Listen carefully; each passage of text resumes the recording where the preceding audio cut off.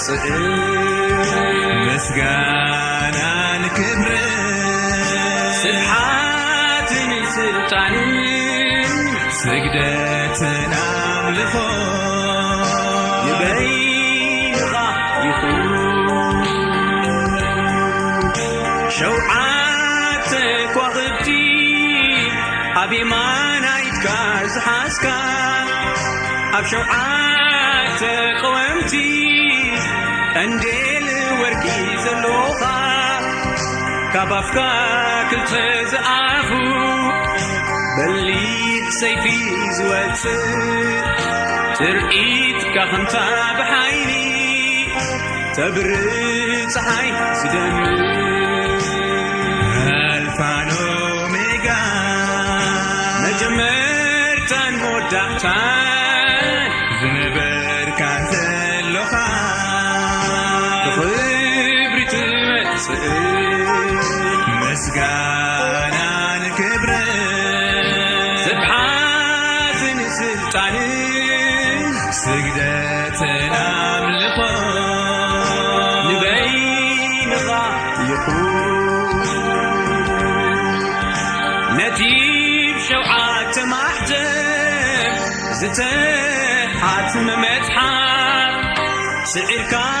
ብቑዕ ዝኾንካ ንምግንፃል ንምፍታሕ ተሓሪድካስ ብደምካ ህዝብን ኣሕዛብን ዓደግካ ኣንታ ገንሸል ናይ ኣምላኽ ናይ ይሁዳ ኣንበሳ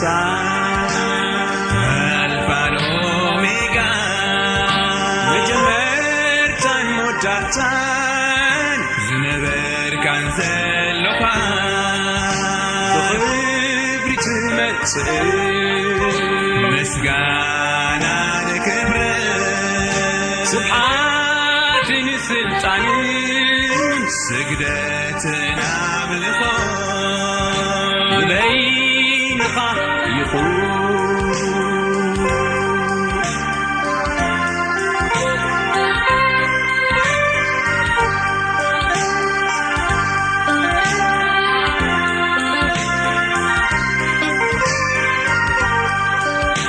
ኣእላፍ ጊዜ ኣእላፍ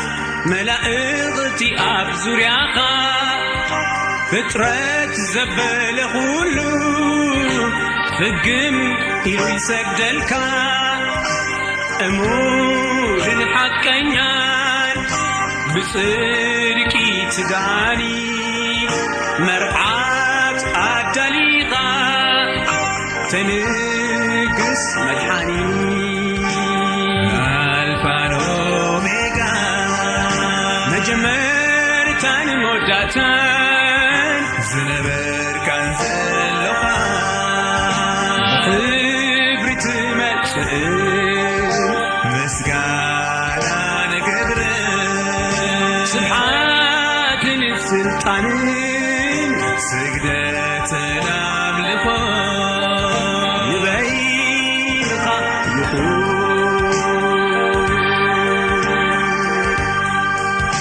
ኣብቲ ሓድሽ ሰማይ ኣብታ ሓዳስ ምድሪ መብራህታ ንስኻ ፍጹም ዘይከውን ለይቲ ሓዘን ሞት ዘይብላ ስፍራ ዘዳሎኻ ንዘል ዓለም ይኽበር ይንገስ ትኽቡር ሽምካ ኣልፋን ኦሜጋ መጀመርታን መወዳእታን ዝነበርካን ዘለኻ ብኽብሪ ትመጽእ ምስጋና ንክብር ስብሓትን ስልጣንን ስግደትን አምልኾ ንበይንኻ ይኹን ኣልፋን ኦሜጋ መጀመርታን መወዳእታን ዝነበርካን ዘለኻ ብኽብሪ ትመጽእ ምስጋና ሕፃንን ስግደትን አምልኮ